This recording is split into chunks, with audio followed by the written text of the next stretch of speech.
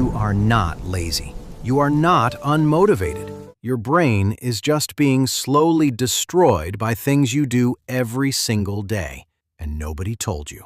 Think about the last time you sat down to focus on something important, and your mind just refused. You read the same sentence 3 times. You picked up your phone for no reason.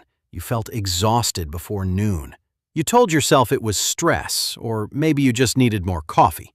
But what if it was not stress? What if your brain has been quietly losing ground for months, maybe years, because of 7 completely ordinary habits that feel totally fine? By the end of this video, you are going to know exactly which daily habits are slowly destroying your brain, why each one works against you at the neurological level, and the one simple thing you can do about each of them starting today. No overhaul, no perfect routine, just 7 shifts that your brain will actually thank you for. And stay with me until the end, because the last habit on this list is one almost nobody talks about. It is the most invisible damage of all, and once you hear it, you will never think about your free time the same way again. Here is something that should genuinely alarm you. The World Health Organization now classifies dementia as a global health crisis. Cases are expected to triple by 2050. And while most people think of brain decline as something that happens suddenly in old age, the truth is completely different. Neurologists have found that the changes leading to serious cognitive decline begin quietly in midlife, sometimes as early as your 30s, driven not by bad luck or bad genes, but by daily habits repeated thousands of times over years. A 25-year study published in the journal Neurology tracked thousands of adults and found that lifestyle habits were the single biggest predictor of cognitive decline. More powerful than genetics, more powerful than education, more powerful than income. Your daily routine is literally shaping the brain you will have at 60, 70, and 80. That means the way you sleep tonight matters. What you eat tomorrow morning matters. How you spend the next 10 minutes after this video ends matters. So here are the 7 daily habits that slowly destroy your brain, and exactly what to do instead. Habit 1. You are robbing your brain. Most people think sleep is passive. Your body shuts down, you rest, you wake up. But inside your brain, sleep is the most active maintenance window of your entire day. While you sleep, your brain activates a system called the glymphatic system, a network of channels that flushes out toxic waste products that build up during waking hours. The most dangerous of these waste products is a protein called beta amyloid. You may have heard of it. It is the same protein that accumulates in the brains of people with Alzheimer's disease. Researchers at the National Institutes of Health discovered that even a single night of poor sleep causes a significant spike in beta amyloid buildup. 1 night. Now multiply that by weeks, months, or years of consistently cutting sleep short, and you begin to understand what chronic sleep deprivation is actually doing beneath the surface. The action you can take today. Set a non-negotiable cutoff for screens 45 minutes before bed. Not just because blue light disrupts melatonin, though it does, but because the mental stimulation of scrolling, watching, and reacting keeps your nervous system in an alert state that delays the deep sleep stages where the real cleaning happens. 8 hours in bed means nothing if you never reach deep sleep. Wind down deliberately. Habit 2. You are feeding your brain fire. Your brain is the most metabolically active organ in your body. It consumes roughly 20% of your total energy while making up only 2% of your body weight, and it is extraordinarily sensitive to what you put in your body. Ultra-processed foods, packaged snacks, fast food, refined sugars, seed oil-heavy products trigger a process called neuroinflammation. Chronic, low-grade inflammation in the brain is now being studied as a root driver of depression, anxiety, memory problems, and long-term cognitive decline. A major study out of University College London tracked over 10,000 adults across multiple years and found that every 10% increase in ultra-processed food consumption was linked to a measurable acceleration of cognitive decline. Not a small effect, a measurable one. You do not need a perfect diet to fix this. You just need to add, not subtract. Add one whole food to every meal today. An apple, a handful of almonds, a boiled egg. One real food per meal starts to shift the inflammatory balance in your brain within weeks. Now, the next habit is one most people are shocked to learn is damaging because it looks like relaxation. Here is a fact that puts the modern world in perspective. The human brain evolved over 200,000 years in an environment of physical effort, deep social bonds, and long stretches of quiet. It has existed in the world of smartphones for less than 20 years, and it was not designed for what we are asking it to do. Habit 3. Passive scrolling is rewiring your reward system. Scrolling through social media, short-form video, and news feeds feels like downtime, but your brain does not register it as rest. It registers it as a continuous, low-effort stream of novelty, each new image, video, or post triggering a small dopamine release.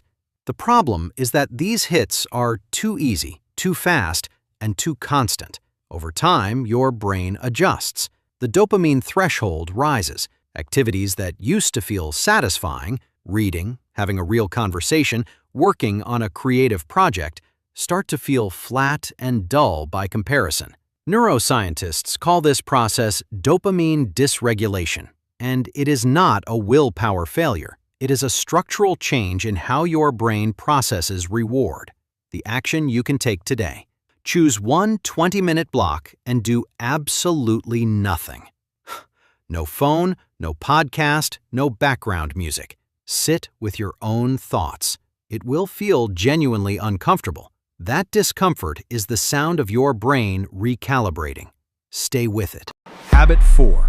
Sitting all day is shrinking your hippocampus. Physical movement is not just good for your heart. It is one of the most powerful known triggers of neurogenesis, the growth of new brain cells. When you exercise, your body releases a protein called BDNF, brain-derived neurotrophic factor, which researchers have nicknamed Miracle Grow for the brain. BDNF promotes the growth and survival of neurons, particularly in the hippocampus, the region of your brain responsible for memory formation and learning. When you sit for most of the day, BDNF levels drop. Studies using MRI scans have shown that sedentary adults have measurably smaller hippocampal volume than active adults. Smaller hippocampus means weaker memory, less learning capacity, faster age-related decline. The good news? A 20-minute brisk walk is enough to produce a meaningful BDNF response. You do not need a gym, you do not need a program. You just need to walk after your next meal. Today, not tomorrow. Now, number 5 is where it gets deeply personal and deeply underestimated. Researchers at Harvard ran the longest study of human happiness and health ever conducted, over 80 years, tracking hundreds of people from youth into old age. They expected wealth to matter most, or achievement, or physical health. What they found instead stunned them. Habit 5. Chronic loneliness is dissolving your brain tissue. The human brain is a social organ. It did not evolve to process the world alone. An enormous portion of your brain's processing power is dedicated entirely to social cognition, reading faces, interpreting tone, managing relationships, anticipating how others think and feel. When that input disappears, the brain does not relax. It goes into threat mode. Chronic loneliness triggers sustained activation of the stress response system.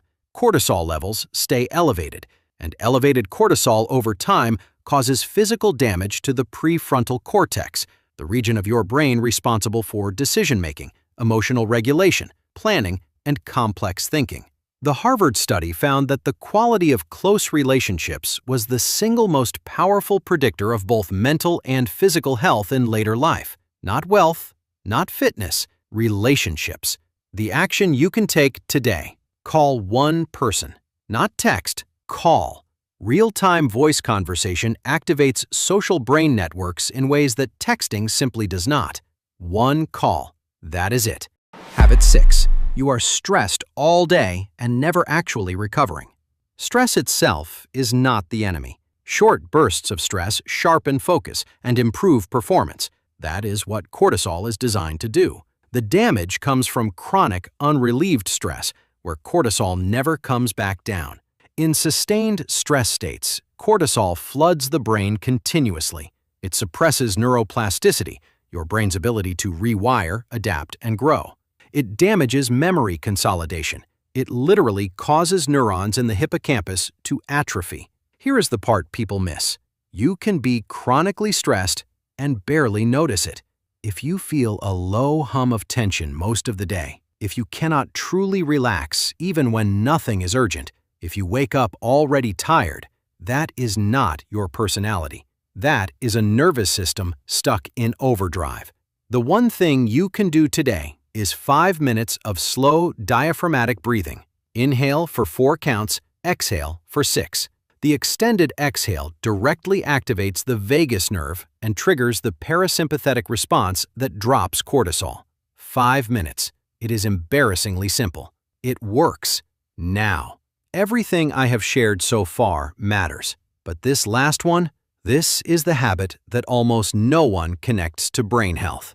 This is the one I want you to really hear. This is the habit that is hiding in plain sight, disguised as productivity, disguised as efficiency, disguised as making good use of your time, and it might be doing more long-term damage to your cognitive health than any of the others. Habit 7. You have eliminated every moment of boredom from your life. The second you have a spare moment, waiting in line, riding an elevator, sitting in traffic, lying in bed, you reach for your phone, and it feels smart. It feels like optimization. Why waste time doing nothing? Here is why. When your brain is not actively focused on an external task, it activates a network of regions called the default mode network.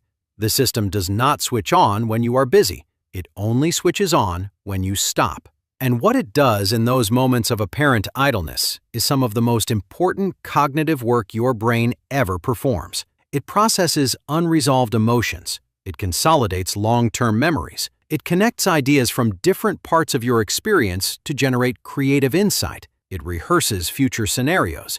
It builds your sense of self. Every great idea you have ever had, in the shower, on a long drive, staring out a window, that was your default mode network doing exactly what it evolved to do. When you fill every spare moment with content, you switch this system off completely. You stop processing your own life. Over time, creativity drops, problem-solving weakens, emotional processing backs up, and you wonder why you feel mentally full but somehow still empty. The daily habits that slowly destroy your brain are not the dramatic ones. They are the quiet ones, the ones that feel fine, even good, even responsible. Staying informed, staying busy, staying connected, staying entertained. The real protection is making space for sleep, for movement, for real connection, for stillness, for the extraordinary, ordinary work your brain needs to do. Start with 10 minutes tomorrow morning. No phone, no podcast, no input of any kind. Sit with your own thoughts. Let your brain do what it was built to do.